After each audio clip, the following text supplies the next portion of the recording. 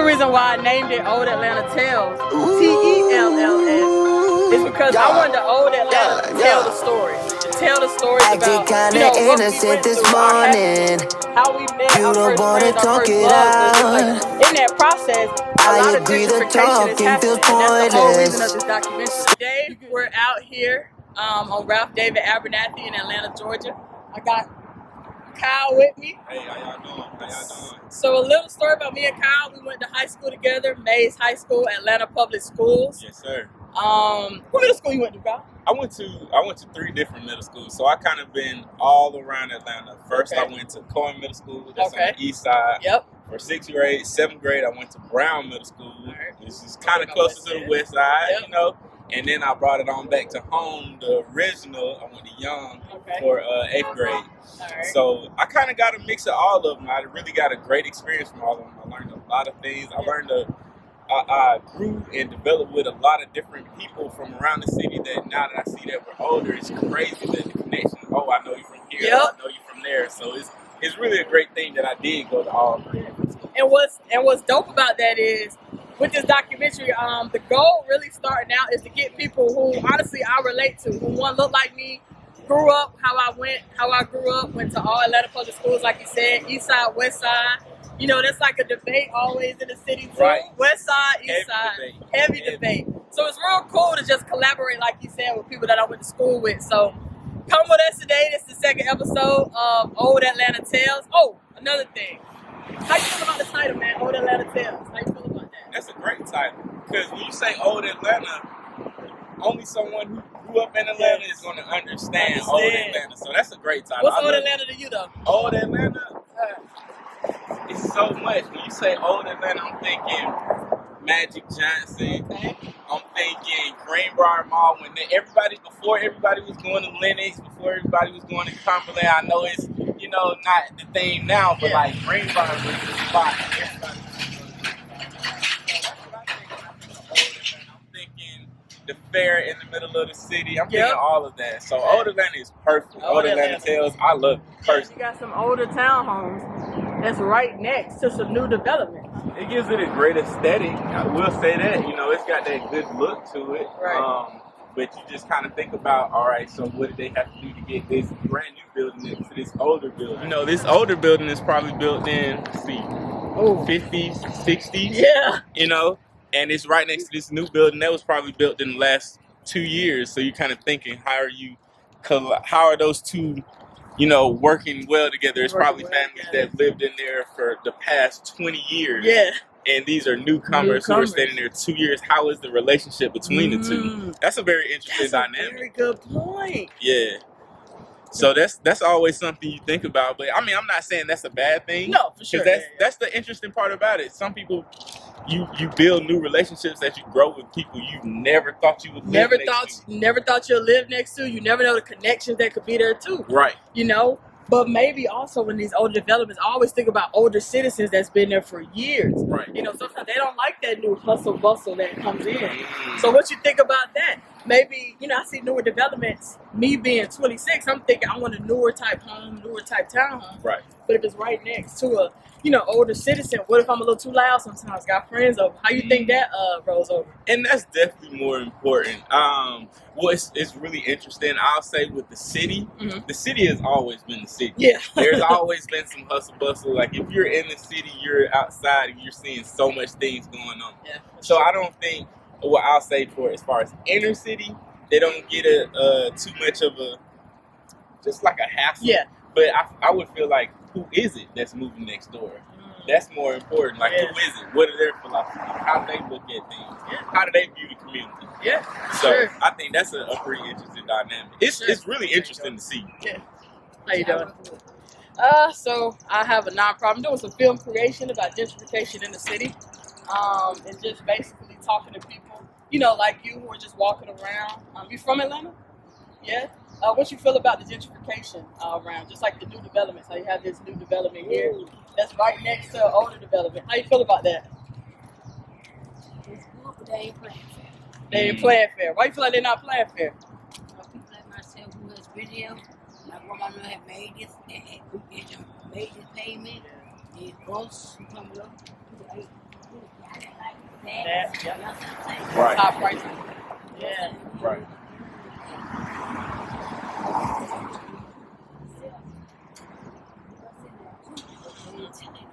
Right. I got people that down the City Hall that told me all the stuff that they really know. At least 25 people they saw big home also Right. They just come and build it. That's the thing. And that's the truth. And Yeah. people just walking around like we know the truth. So that's what I'm doing here. Yeah. Also, this is being recorded. It's only going on YouTube. Are you okay with that? All right, cool. So basically, I'm just spreading the word about what's going on for my nonprofit in hopes of getting in talk with those developers, those cities, to make sure that people who cannot afford these new, developments. I don't like to say underprivileged or poverty because I feel like that's not everybody's situation. But some people just don't have that money to go into those developments. But it's not hard, you know what I'm saying? And the people that don't forget where I come from. You understand what I'm saying? And at the end of the day, people have all this money. We people on the street.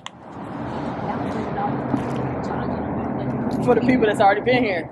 Yeah, you know what I'm saying? And for some people on the street, come and talk to these people. Yep. Most definitely. And see what you all need. And that's another thing. Trying to really, get the word out again through this film creation to see what residents who have been here before these developments need. Because I feel like if you could put in their neighborhoods what they need, you all can stay there. It's all good. You all can stay there, and enjoy the new monument. So, The thing about it, they change the direction. they say, work in the bank here, work in the bank here. Right. You know what I mean? You said something right there. You know what I'm saying? You just said something right there. Still, they lock the door. Yeah. You know what I mean? Put Yeah. me instead of come over there. Right. And then they buy me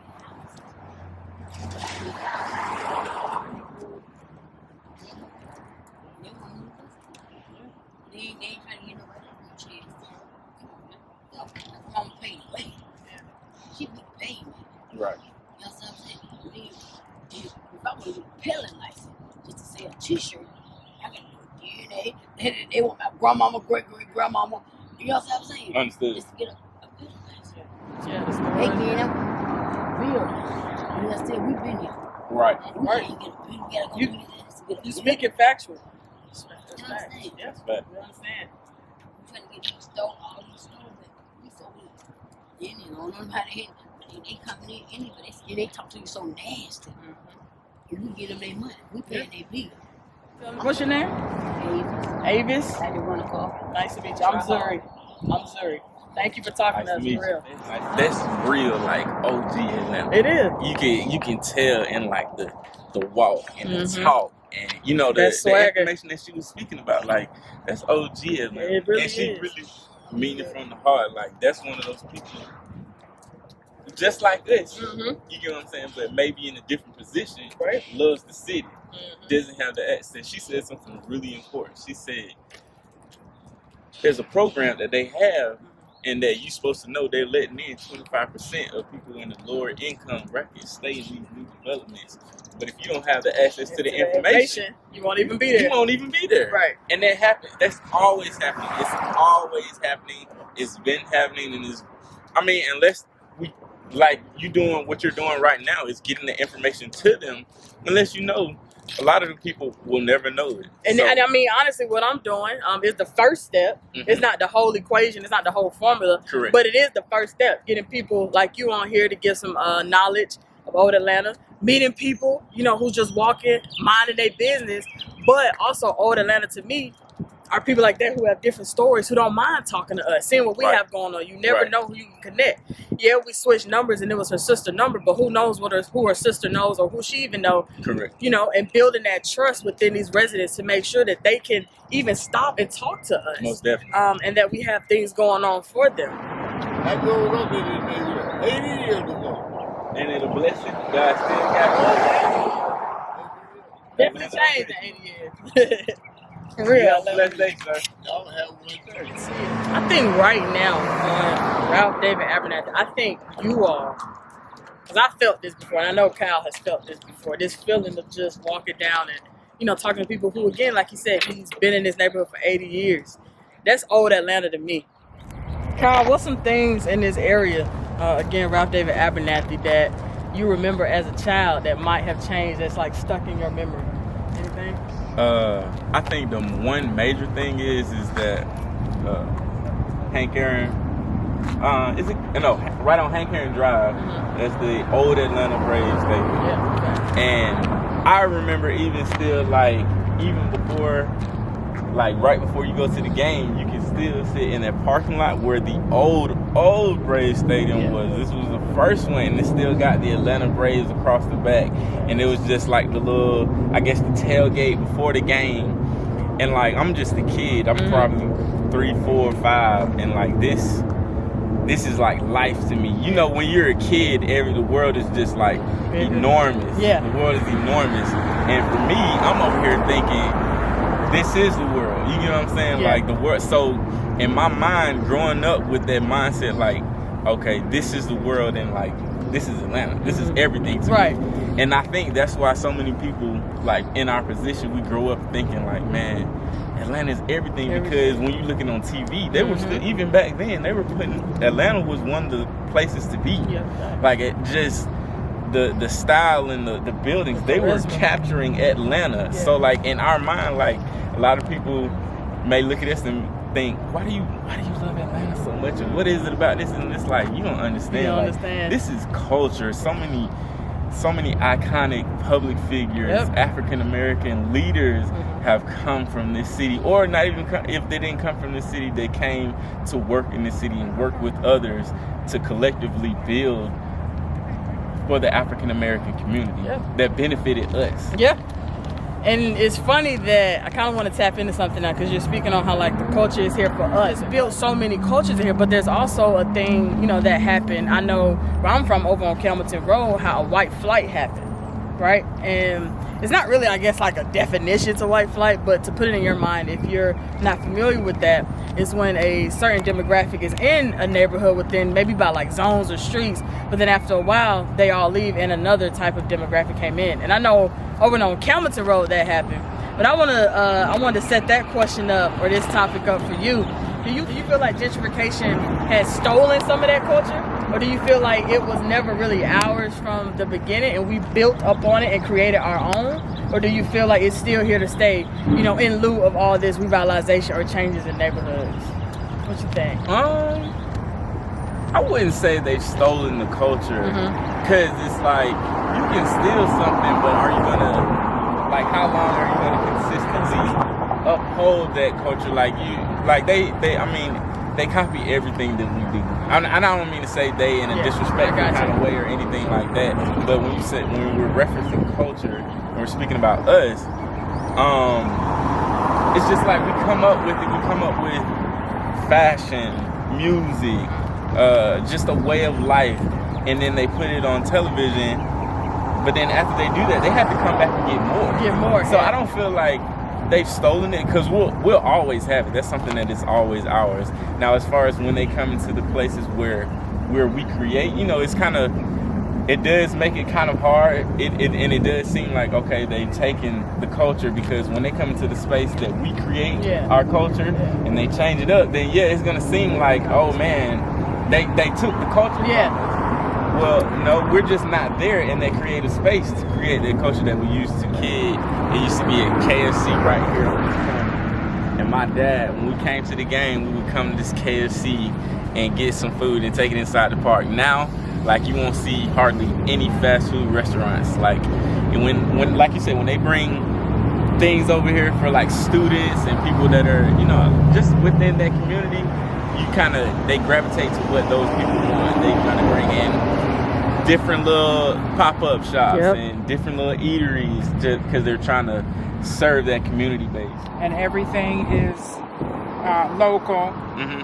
So, you know, anytime you map after something, they are mapping themselves after Columbia, I'm thinking. And especially with this, with the stadium being right here, you know, the school may be like a couple exits up. So when you're over here on this side of town, they want to also make it feel like, okay, you got these things to go to as well, because we are also over here too. You don't want to keep it too separated. So that's, if they did, I mean, which they are, this is going to be like their own little city, probably just come together at one point. It's going to be all about access. Summerhill, formerly known Summerhill, Atlanta, now will be Georgia State. Right. The Georgia State area. Ooh, yeah. Acted kinda innocent this morning. You don't wanna talk it out. Very important thing too that we don't speak about in our community. But when we talk about access, we need access to funding. Yeah. So when Killer Mike is bringing up the Greenwood banking, like that's very important. Very important. Because he's giving knowledge and access. And funds. And like what we need. You know? And I feel like that started, way back with the, not being access to loans. And like one of my favorite things to say right now is Black Lives Matter until we need a loan. Because it's like when you think about it, our lives matter of course our lives matter first and foremost. Correct. But with this political, statement going on, but then when we need loans for housing, when we need loans for businesses, it's a whole nother story. They try to find anything so we won't get a loan. So again, shout out to Killer Mike. I mean, he's been killing the game, no pun intended, for a while. Right. And just the fact that he went in with another founder, I can't think of his name right now, but older guy. I know. I looked him up. He's been like 30 plus years in the banking industry. Correct. So just getting people on your team who are actually technical in it. I feel like Greenwood, again, shout out to Greenwood, maybe we can, get it together somehow. Correct. And I just think that's a real big thing though. You know where it's gonna be headquartered?